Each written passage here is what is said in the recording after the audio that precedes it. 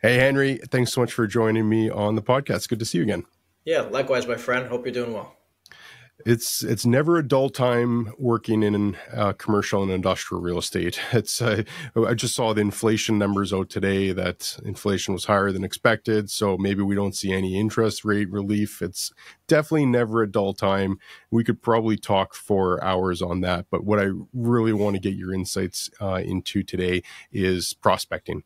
And I know you're a big cold caller guy. You do actual real cold calls on your YouTube channel, which people need to check out because it's super good information. But I want to jump into cold calling, starting at a high level and then drilling into it more so we can get into the weeds in it a bit more. But first, why should somebody, and I'll phrase this from the lens of both a broker and an investor, because I think everybody's looking for deal flow.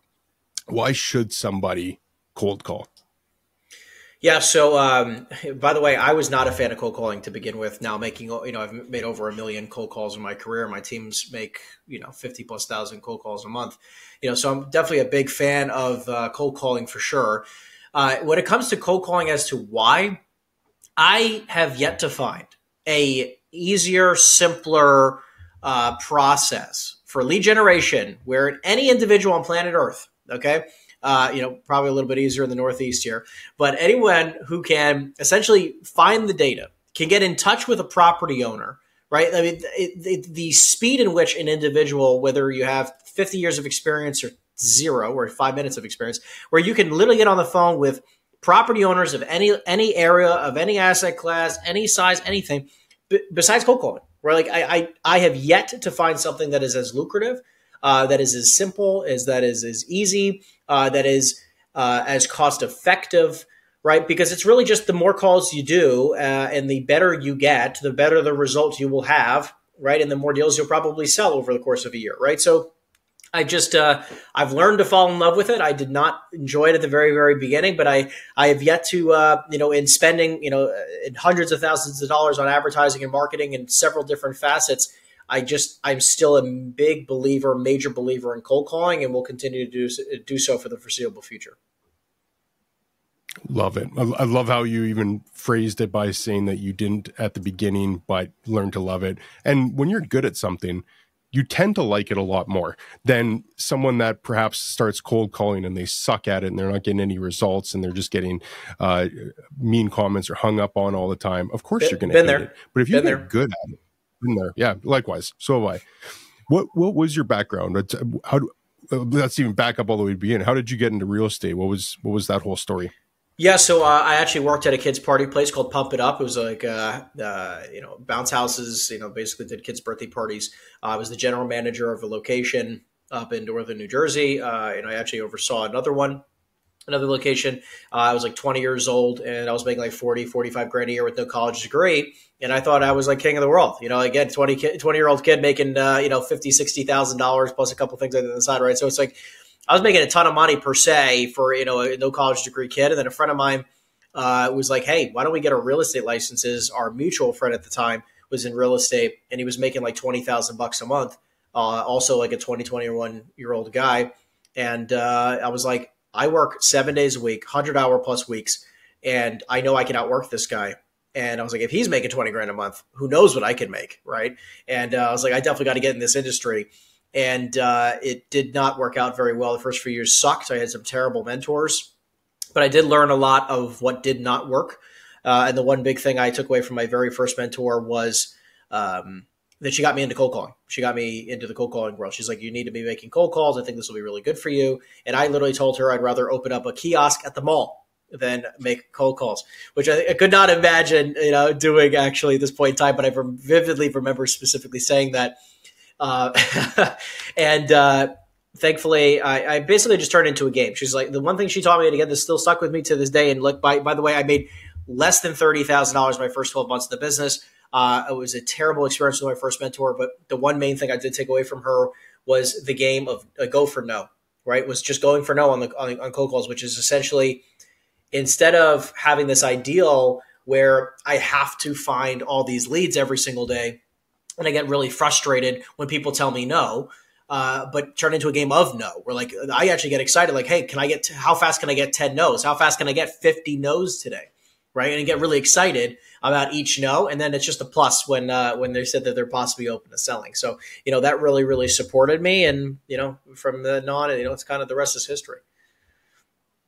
It's a great way of reframing it, because a lot of people are afraid of no. They're afraid of rejection. We're almost taught that from a young age, is you don't want to say something off-putting. You don't want to be rejected. So to actually frame in the way that you want no, that's a great way of describing it. So fast forward now, you started with a mentor who perhaps didn't give you the best framework or foundation to work off, but she gave you that really good tip on cold calling. So fast forward to today, how has your cold calling practice or that element of your business, how has it changed from when you started to where you are today? Yeah, so I'll give you like maybe the biggest differences, right? Like I just focus on the biggest differences, right? So one of which is the who I'm specifically calling it has changed slightly, right? I was doing a lot of investment sales in the residential world, right? Like that was my specialty when I first got into it. I was in in the foreclosure business per se, almost 10 years ago, which coming out of the recession period. And now, we essentially do investment sales in the commercial world, right? Like, so like the type of product that we're specifically calling has adjusted. 1, 2, the scripting, which originally was going as a real estate agent to now I'm calling as a principal, right? I call as a principal most frequently because I am a principal. I know you buy a lot of properties. I do as well. So the script that we work on is typically used as me being a principal. So that was obviously not the case many years ago.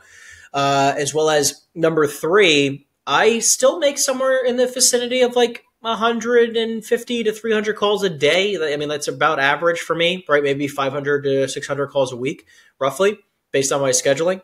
However, I mean, like I had mentioned at the very beginning, my team makes over 50,000 calls a month, right? So we have a lot more systems around building a sales team where I'm not the only person making those calls.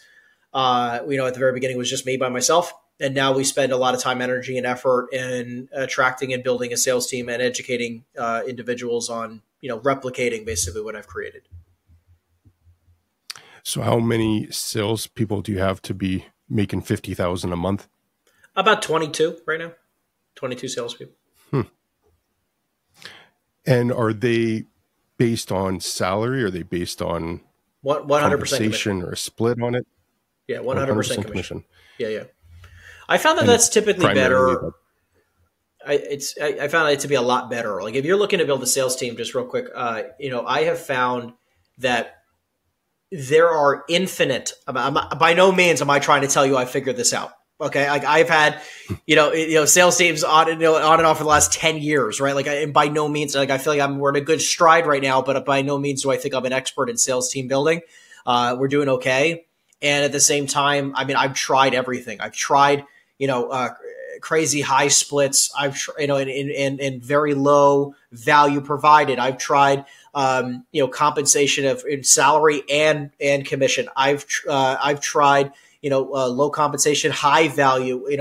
There's so many different models that I feel like can be successful, and I think that it's just sort of the one thing I can just kind of say in it is that you're going to make mistakes, and every single individual that you bring on is going to be slightly different, right? Or that you're interviewing for a team position per se. So what we've tried to do is stick with a one-track mind. We have an avatar. We stick to the avatar. If they don't meet the avatar, we don't recruit them, right? Like, because the second we deviate, we typically, it becomes infinitely more difficult down the road. It creates culture issues. We've just been down the road so many times already. It's just like, we know what our avatar looks like. If they fit the mold, fantastic. If they don't, no problem, and we'll recruit them to the brokerage and, let them do whatever the heck they want. But, it's like, but to be on the team, we have very, very, very high standards. So is that position just making outbound calls, or is outbound calls part of the role where they're also still trying to broker deals? Yeah, so we are not traditional. Like everyone's licensed, right? Like it's very, everyone's still licensed. It's very similar to that, but we are not trying to list properties. Our first intention is not to go out and list a bunch of properties for sale. Our intention is to find a bunch of sellers who are looking to sell for a fair and reasonable price, in which our buyer clientele, we have over 8,000 buyers that we work with. About 24 of them are VIPs that we do the most business with, but we have a database of over 8,000 buyers where we're finding good product for them, right? That is our intention. And if it does not, I'm also an investor, so I'm sort of the first person to take a look at everything, right? So it's, it's a great funnel for me to buy some properties. But if it doesn't fit my buy box, then it goes to our buyer pools. If it doesn't fit our buyer pool criteria, then we list the property for sale, right? So the vast majority of what they're focused on is making those calls, which any one of them makes between 350 at a very bare minimum to 1,000 calls a day. The intention is to get 3 leads a day, write up 2 LOIs a day, and pitch for at least 2 listings a day, right? Those are our minimum metrics that we go off of every single day. And our intention is that they're not just pushing for listings, right? So they'll get a lead. We make it a starter offer for an offer that I would make personally based on their response rate of that offer. We then transition into, possibly brokering it off market or pitching them with the opportunity to list the property for sale if the pricing doesn't meet any one of our buyer criteria. Yeah, it's so fascinating how you work that through the funnel system, and it works on all levels. You get to see more deal flow, especially off-market properties. Then you've got VIP buyers, and then you've got other buyers, and you get a chance to list it. So that's a very deliberate and structured system that you've got there, and I can see why it's been so successful for you.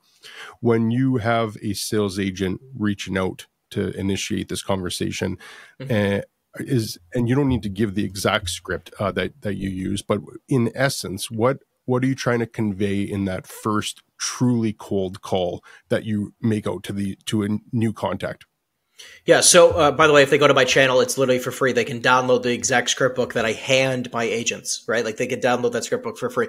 But the opening line essentially goes like this. And now it's some slight variation of this because we use a couple different opening lines. I literally use these opening lines as practice throughout my team. So we try to make a lot of adjustments and see and track every bit of data to try to see maybe if there's any type of languaging changes that we can make where we could possibly get better response rates. So essentially it's like this. Hey, Chad, this is Henry with EXP Commercial. How you doing today? Whatever. And then we go into, we are working with a client who's going through a 1031 exchange, and I was just curious if you might consider selling your property, right? Or would you be totally against selling your property? I mean, we use so many different variations of that opening line, but again, hey, Chad, it's Henry with EXP Commercial. I'm working with a client who's going through a 1031 exchange, and I'm just curious if you'd be totally against selling your property. That is essentially the foundation of our scripting. Now, a couple pieces gets changed, right?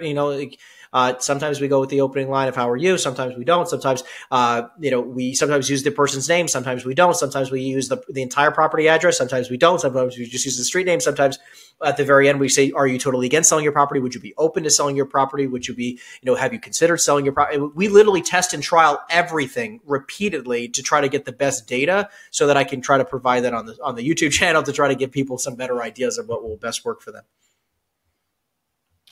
So the first call is basically just trying to see if there's an itch that you can scratch. So you're hoping correct. For them saying, well, I hadn't really thought about selling, but what's it worth? Yeah. So what happens is this, Chad. So a lot of what happens is that we also teach the pivot strategy. Okay. We call based off of, we have a client who's looking to buy properties. Okay. Because we have several and they're looking to buy them, like you would do. Right. And then as soon as they respond, right? So Chad, let's say I called you on one of your industrial buildings, right? Just say you're not interested in selling. Right? It's like, hey, Chad, this is Henry at the XP Commercial. Just calling you about your property at 123 Main Street. Just curious if you were totally against selling your property. Yeah, no, I'm not interested. I hear you, Chad. And actually, just look, while I was actually looking up this property here, I see you own a number of buildings locally. I'm just curious. I know you're not looking to sell, no problem at all. I'll let my buyer know. But would you be totally against possibly buying another great deal if it was something similar to 123 Main Street? Yeah, if the right deal came along. Perfect. That's what so many of these people are saying, right? So all of a sudden now we pick up another buyer lead. So we shifted, we use a pivot strategy where do not beat them up. If they're not looking to sell, they're not looking to sell. But most of the time it's either a knee-jerk reaction, right? Not looking to sell. I mean, how many calls do you get a day on your buildings like I do? We get tons of them. So we like to immediately pivot into a buyer conversation, provide some value and send you a couple of deals. And then later down the road, we might end up getting that sale.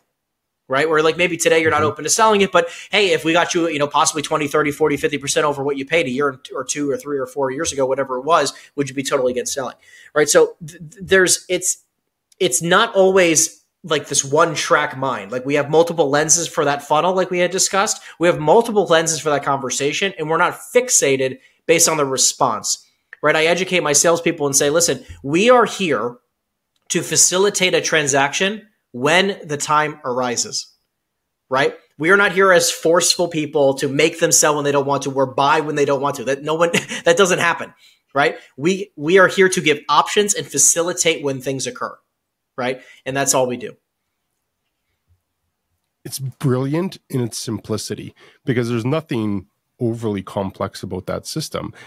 But very few people are actually taking that pivot approach where perhaps they're taught, perhaps that's just what they've thought would work, is that they do call and they say, well, would you consider selling? And the person's like myself would be like, no, I'm not interested in selling. And they either try to push more or they try to just end the conversation, whereas there's so much gold in that last part. Is, well, if they own, there's reasons why they would consider owning more, so they could very logically be buyers as well. And if they already own real estate, they're qualified just in the essence that they already have a portfolio.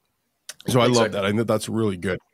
How often are you following up? So if you're reaching out to that sell or owner and you have a conversation like that, and perhaps it doesn't go anywhere, perhaps it's just like, no, not interested in buying, I'm happy with my portfolio, how do you database them to reach out to them at some point, and when is that point?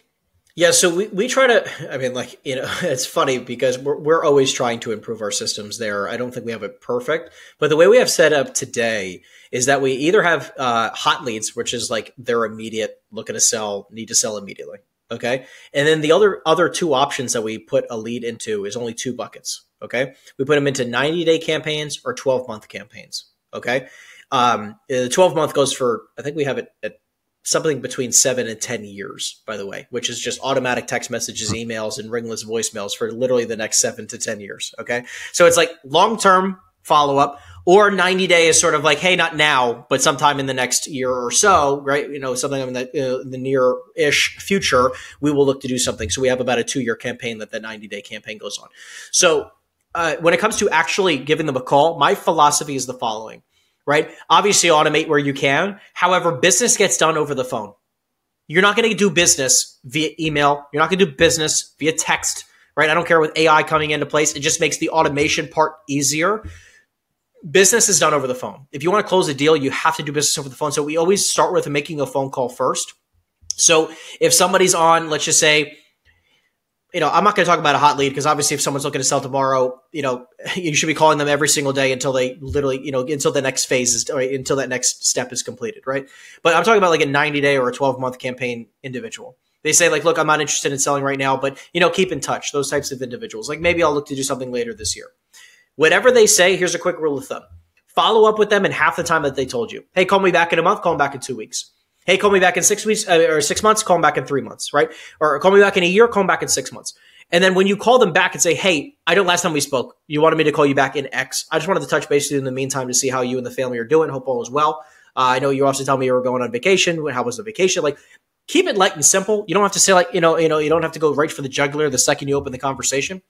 But then I just like to flip it into, and at that time, you said that you were still, you were possibly open to selling the property later this year. I just wanted to make sure that was still the part of the game plan, right? So we just reconfirm their timeframes, right? Because what ends up happening a lot of time, this has happened to me so many times, I'm sure it's happened to you, where they go like, hey, I'm not looking to sell now, but maybe in a year. And then you call them back in a year and they already sold it. You're like, what the heck just happened here? And you're like, why didn't I get this transaction? It's because, when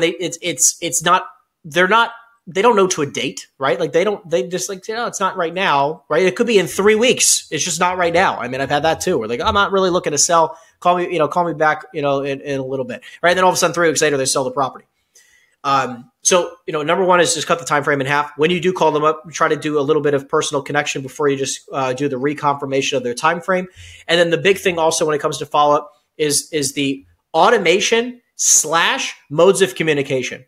So use automation where you can. We use Follow Up Us and REI Reply for all of our systems, which is automatic text messages, emails, and voicemails.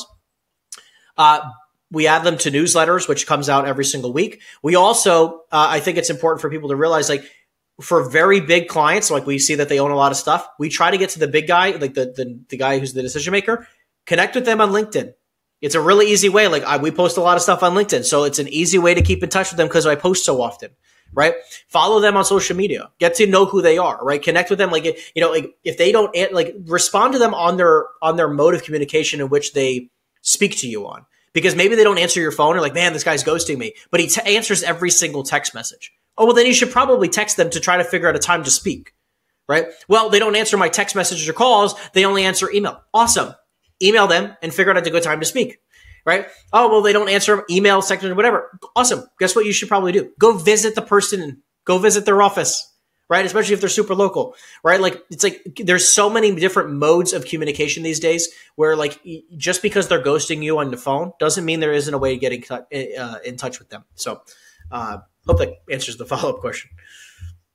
Well, it really does. And I can speak anecdotally about it myself, where I just get inundated with stuff all day. I have phone calls, emails, social media things. Like I've got, when I wake up in the morning, I have to start running, and then I run until I'm done for the day. And sometimes that means I don't check my phone for a couple of hours. It's just, I'm looking at properties or I'm dealing with an issue. And then when you do check your phone, you've got 10 calls and you're trying to figure out how you navigate your way through all of this. And then you've got 10 emails and you might be like, okay, well, I'll get through the emails here first. And then by the time you get to the calls, you might not even have a chance to do it. And I've learned that busy people, that's how they work. I don't think it's ghosting anybody intentionally. And if they are, then that's just something you're going to have to just deal with because there's always more prospects. But if someone is ghosting you, it's because they're legitimately busy.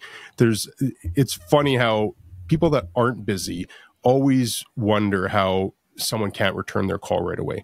Like I've had calls like this. I tried reaching you 20 minutes ago. Well, I'm not sitting around waiting for my phone to ring. We're busy. So I think that is the exact right approach, is that some people will just resonate and respond better with certain mediums.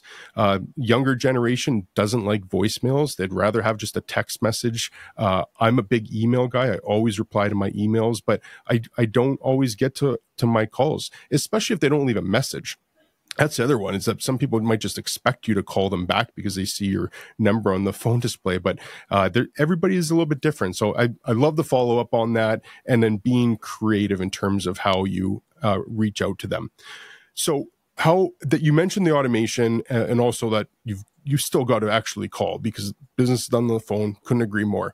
What are you using automation for? And you did mention the name of the company that you're using for it. Is that basically just for touch points, that when you have a text go out, an email, is that just a touch point and then you're following up after? Or how do you integrate those? Yeah, so the way we have it set up, again, we use Follow-Up Boss and REI Reply for the automatic text messages, emails, and ringless voicemails. Was it Follow-Up Boss? Sorry? Yeah, Follow-Up Boss, which is like, actually, it's a residential CRM system, but we just found that they work the same. So it's really simplistic.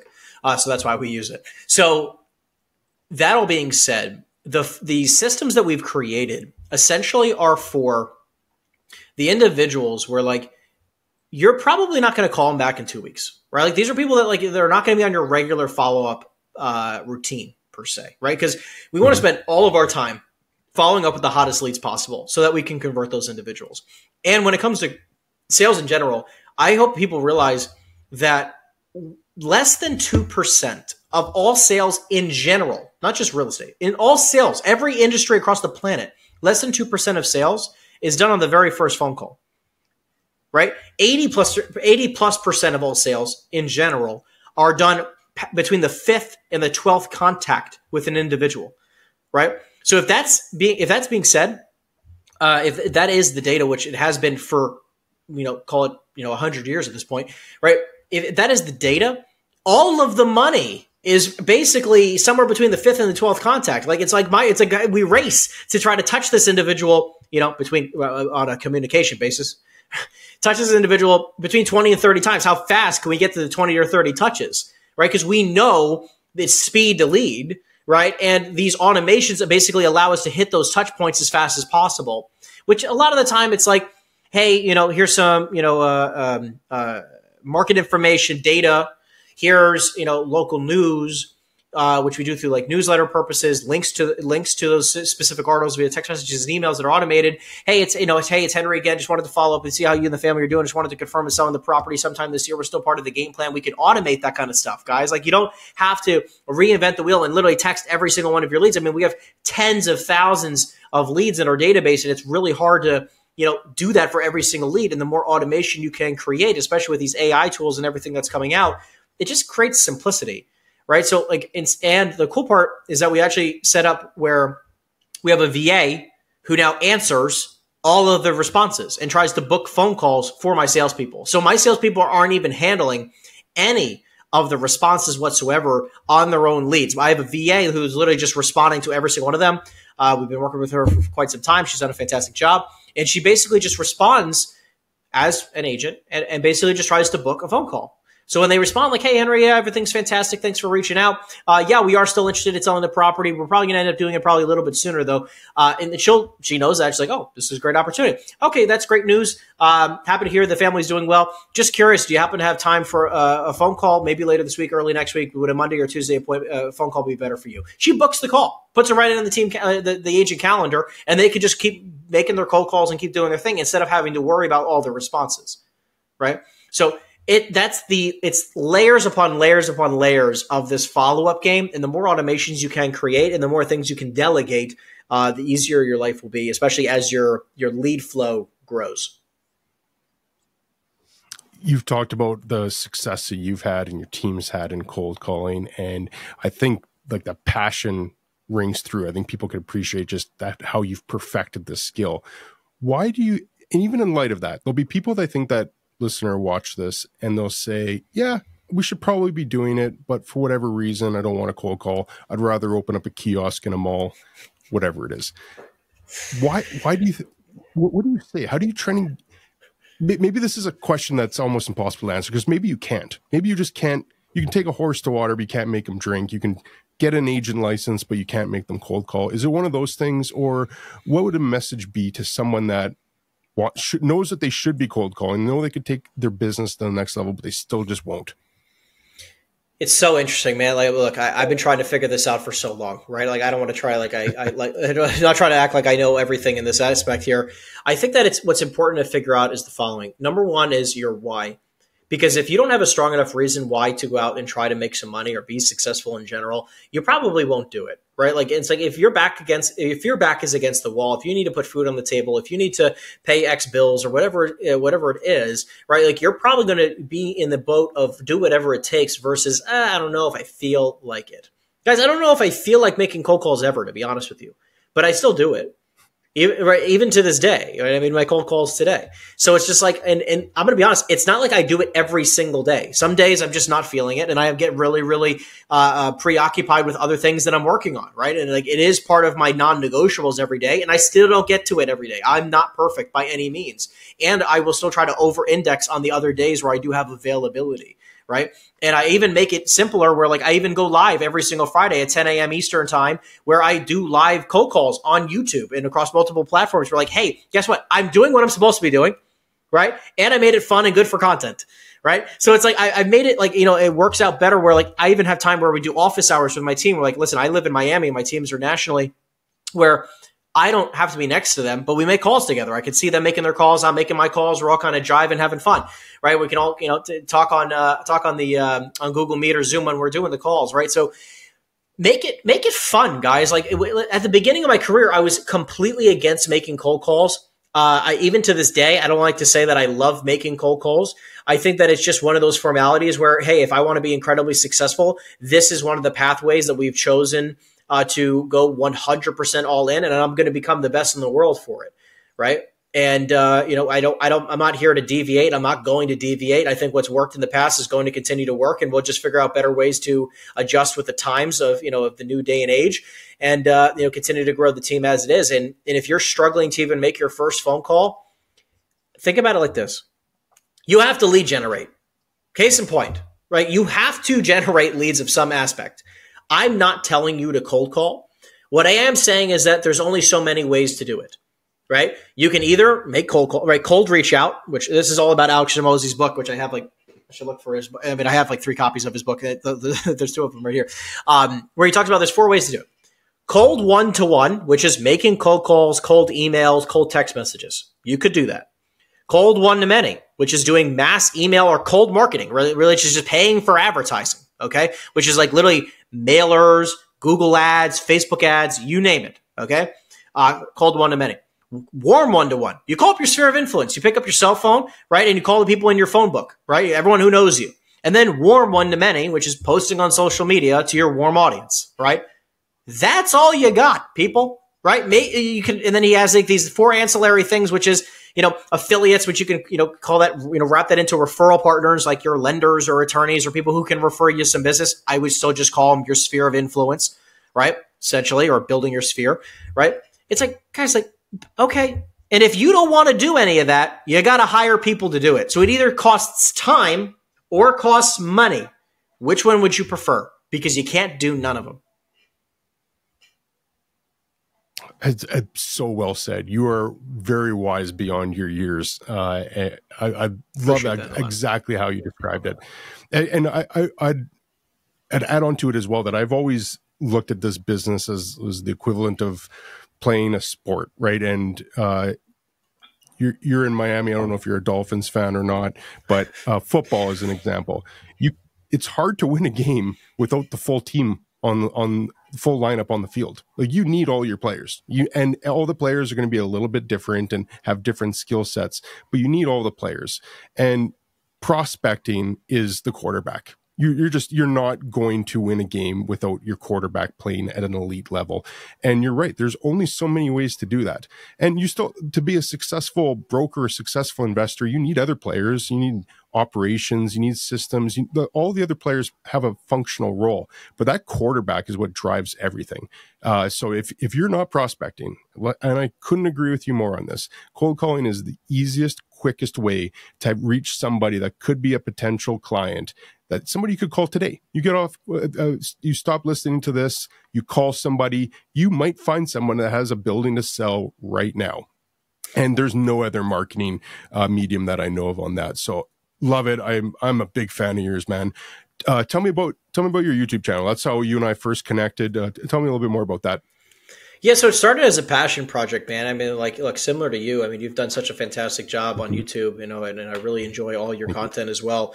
It's really just because it was a passion project to start. It's still a passion project, and for us, it's really just I want to make education around sales, commercial real estate in general, easy and free to the public, right? Like, where I feel like everything so far has been so corporate in commercial real estate, right? It's a very corporate-y business structure, considering like the top 10 firms around the country where a large percentage of brokers are at. And I feel like it's just like we've been taught the same thing for so long. And I'm here to just come out and say it as loud as I can, that like you don't have to just keep going for listings, right? Like it's like, so like that's our philosophy, which is like, hey, we come out with the multi-lens approach, make some offers on properties. Don't just be a freaking listing broker. Find a way to get some equity. Find a way to buy some properties. Like, I've been saying this a lot recently, which is the game is we sell to buy, not list until, or not sell until you die, right? We sell to buy real estate, not sell until you die. Right? It just makes, because if you don't buy real estate along the way, you will literally have to sell real estate until the day you die, right? Because your active income will stop if you stop selling real estate. So it's educating the world for free in every aspect of possible. And obviously, we know we have the coaching program for those people who want infinitely more accountability, which has been doing incredibly well. And we're happy to support people, but it's really just a passion project, man. That's what it really starts at, and that's what it still is today. It shows, and I am the exact same way. I started mine with the same intentions. Just give everything away for free. Everything that I know, and like you, I'm far from perfect either. I've got gaps and things that I don't know, but I'm very curious and I'm always trying to learn. So that's why you have infinite content, right? Is you can show everything that you know, whether it's brokerage or ownership or whatever it is, but also you share what you learn along the way. And that passion shows in you. And I think that's why you have such an awesome channel, and it's growing at the pace that it is. So big fan on your channel, and I'm going to post links to that as well. I tried clicking on a link on your website, and it didn't go to a website. It just went, sorry, on YouTube. It didn't go to a website. It just went to a Calendly link. So I don't know if that was just on my end or not. But if you can, goes to show how imperfect we are. Hey, I'd be the first. I'd be the first to point out my own faults, because it's you show me somebody that's perfect, and I'm going to show you some skeletons in their closet. At least we have our skeletons on full display, not hiding away in a cellar somewhere. Yeah, I mean, look, I would just say, check out the YouTube channel, or email us at info@henryeisenstein.com, or, DM us on Instagram is probably the best way to get in touch with us. Okay, cool. I'll put links to all that. That was awesome, man. Like I said, I'm a big fan of yours. I love everything you said on there. There's some actionable things that anybody watching this can easily start incorporating right now. So yeah, love it. Loved everything you had to say. Any closing remarks? I'll leave it to you if you anything you want to end with. Yeah, I think that the biggest thing I could say is that if you're a commercial real estate agent, if you're just starting out and you're thinking about making sales calls, like you need to add sales as a function in your business, right? Sales is a function of every single business in this country, right? Period, or say the Northeast for both of us, right? It's like sales is a massive aspect of every single business across the world. So if you want to be in business, you must pick up the phone and start making some sales, which starts from making, as simple as it is, cold calls, right? Like we use, by the way, I can offer this to all of your guests. Reonomy, which is a fantastic software for for people in the States. I don't know if they have that in Canada, but Reonomy, unfortunately. I know, really, it's a fantastic software. I'm like, damn. But for Reonomy in the States, we offer it. I was able to negotiate a 15% off discount for all of our anybody who watches it. It's like I make nothing. Like I literally pass along 100% of the savings to our students and our listeners. So if you want access to Reonomy instead of $400, we get it for basically $339 per person. Where guys, it's literally for $339 for Reonomy. You can export 1,000 people off that list. You get a dialer called mojosells.com for $149, including the license and the triple line a dialer ability. You can literally start making phone calls for under $500 a month, right? And I'm talking like thousands of calls a month, okay? Where you now have changed your business so drastically with the ability of what you can create, right? Like now that limiter, because you don't have the lead list, you don't have the dialer, you don't have the script book, which is for free on my YouTube channel. Just go into any YouTube video and you'll see in the description. Like now, all of a sudden, that limiter, which was on top of your business, saying like, hey, like you're not going to be able to make a lot of money based on your current actions, opens up where now you have the unlimited potential to earn whatever whatever you want, whatever you desire, you're able to create. So just use this as someone like, oh, look, I'm a 2-time college dropout. If I was able to, create what I've been able to create today, I think anybody else who's, eons ahead of where I was at the very beginning of my career could do the same. So Chad, I appreciate you having me on, man. And I'm just here to serve the people here. So hopefully I was able to do that. 100%, man. Love everything you said. I'm going to include those links too, but mostly I just encourage people to go follow your YouTube channel. You got a big fan in me. I watch a lot of your content, and I'm just a fan. So hopefully we can continue this conversation, do another episode down the road as well. Let's do it. Thanks, man. I appreciate you. Awesome. Likewise. Thanks, Henry.